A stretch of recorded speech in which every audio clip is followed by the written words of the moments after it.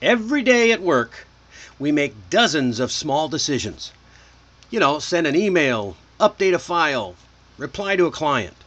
And every so often, we mess one up. It might be a wrong attachment, a missed deadline, or saying something you wish you could take back. We've all been there, especially if you're married. I remember once sending a follow-up email to the wrong client. They had similar names, but they were different projects.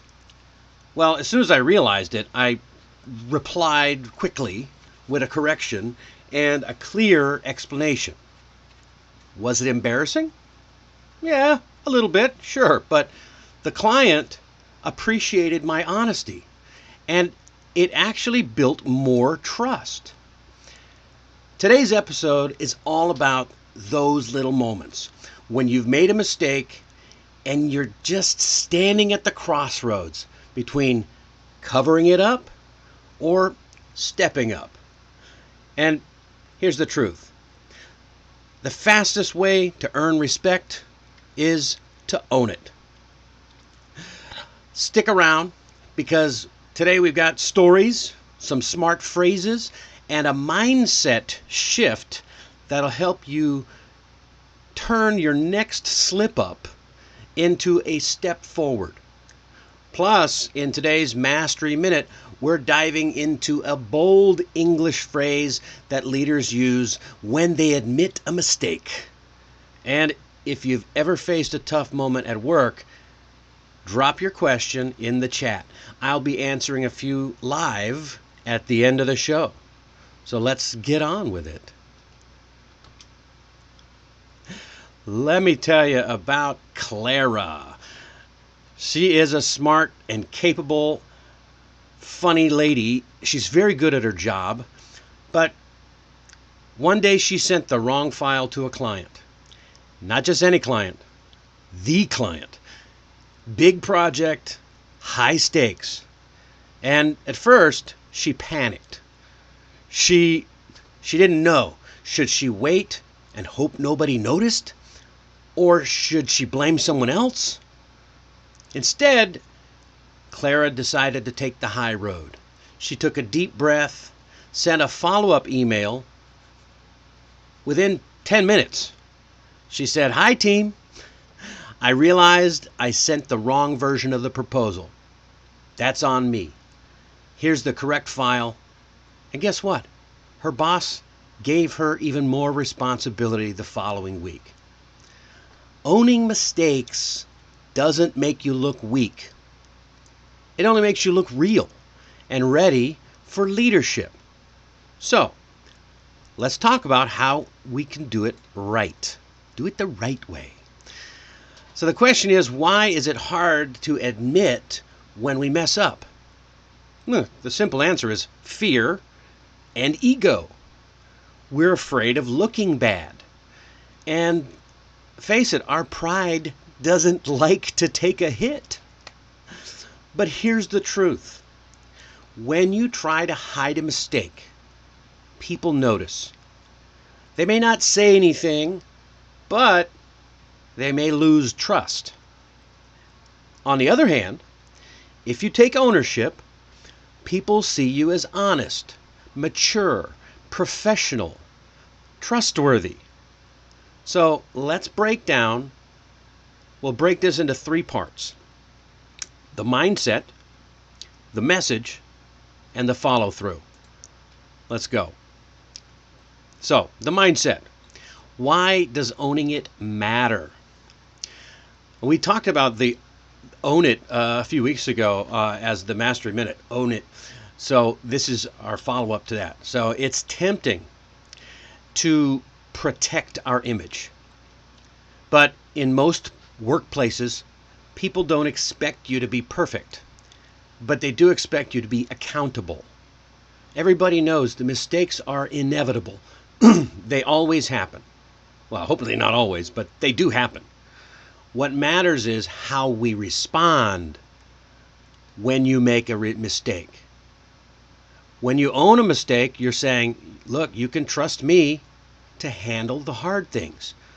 That's real leadership. So let me give you an example. I once worked with two team leads, Marcus and Dana. Both made similar mistakes.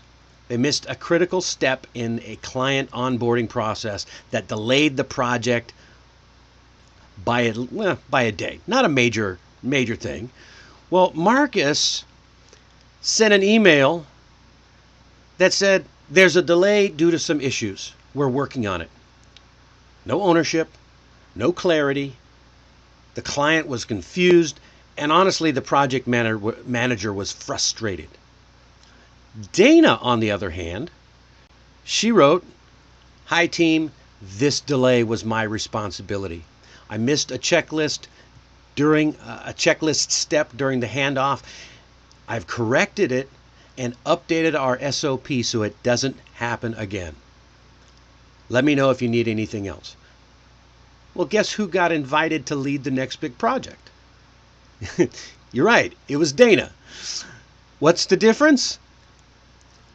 It wasn't the mistake, because they both made similar mistakes. The difference was the mindset, the ownership mindset. Dana took ownership. She offered a fix, and that helped to build trust. Marcus, on the other hand, avoided the blame and therefore lost credibility. It's nice to see you in the chat. Excuse me. Glad you're here. All right, let's get into the message. I'm going to give you a few phrases that can help you to own your mistakes professionally and in clear, confident English. Just a few. We're not going to go crazy here. So, the most simple one is, oops, that was my mistake, and I'm working on a solution. So, the first thing is to own the mistake, right? And the second thing is to try to fix it. Another one you could say is, I realize now that I misunderstood. Let me correct that. Right? So you're not making an excuse, you're taking ownership. Next, I take full responsibility for the error. That's a big one. I take full responsibility. Here's what I'm doing to resolve it. Same pattern. I messed up, I made a mistake, I take full responsibility. Here's what I'm going to do to fix it. And you can also say, I've learned from this, and I'll make sure it doesn't happen again. That's a great one. You can say, I'll throw in a couple more. Thanks for catching that. If someone points out your mistake, don't say sorry, say thanks. Thank you for catching that.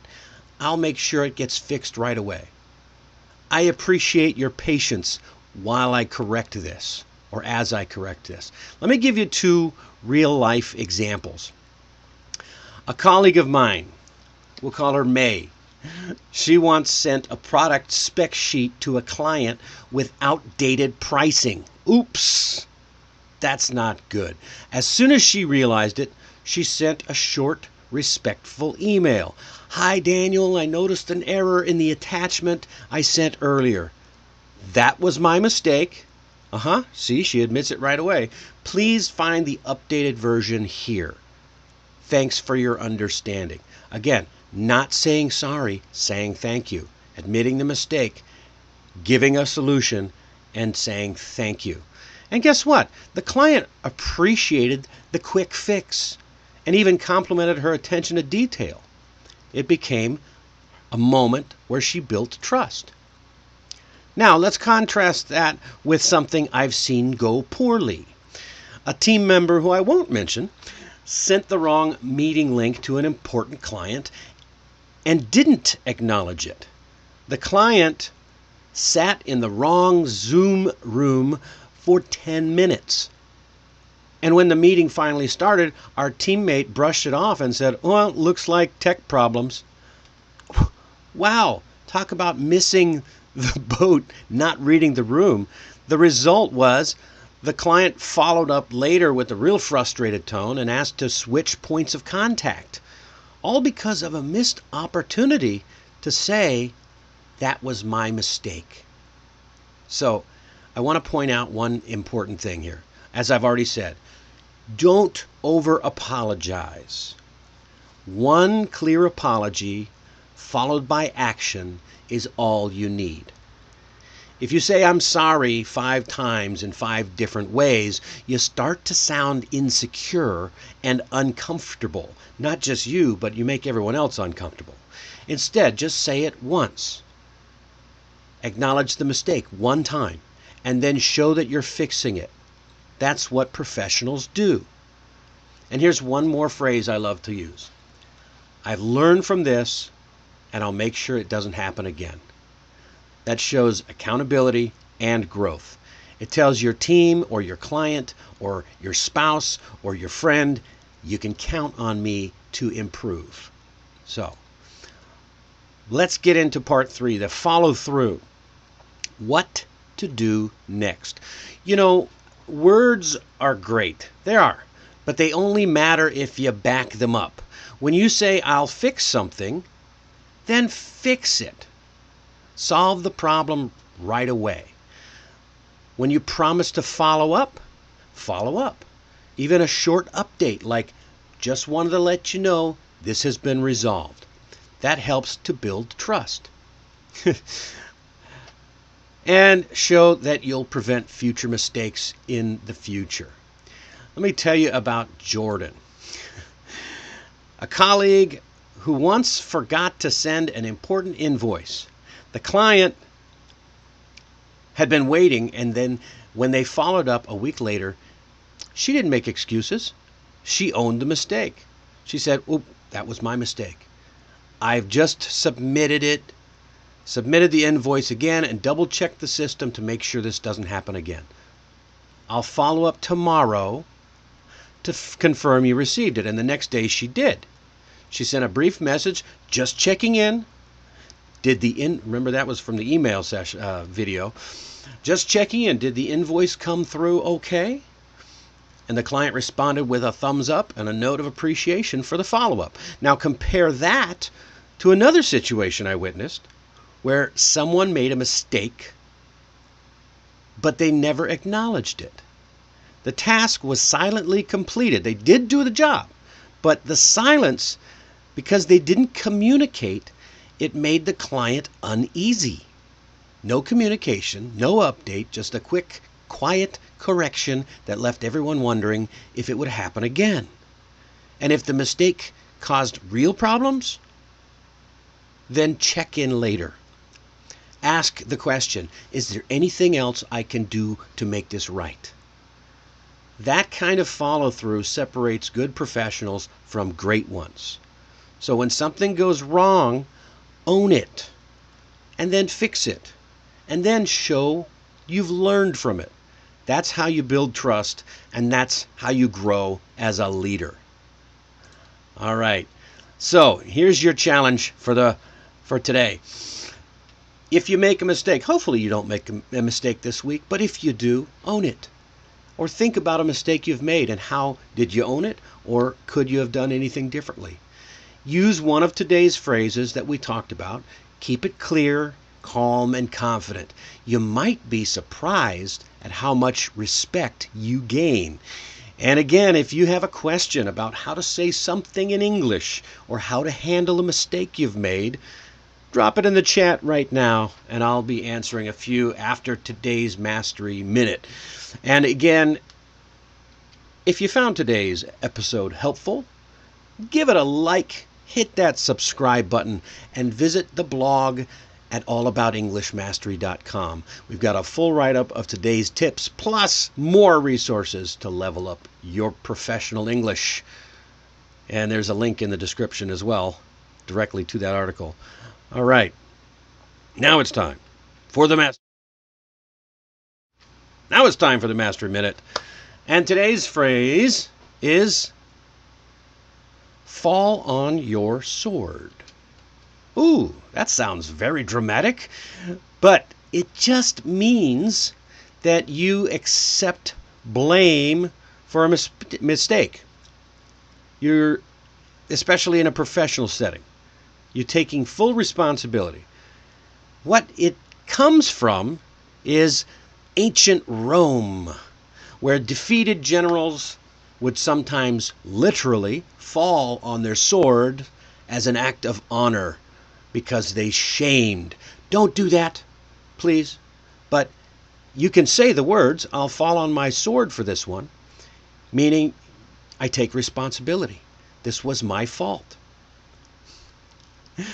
So when you use this right, it shows honor and not weakness. Here's how it sounds in real life. Oh, the client didn't get the update because I forgot to CC them. That's on me. I'll fall on my sword for this one. And then you go tell the boss and you own it. So next time something goes wrong and it was your call, don't hide. Fall on your sword. Not literally, please.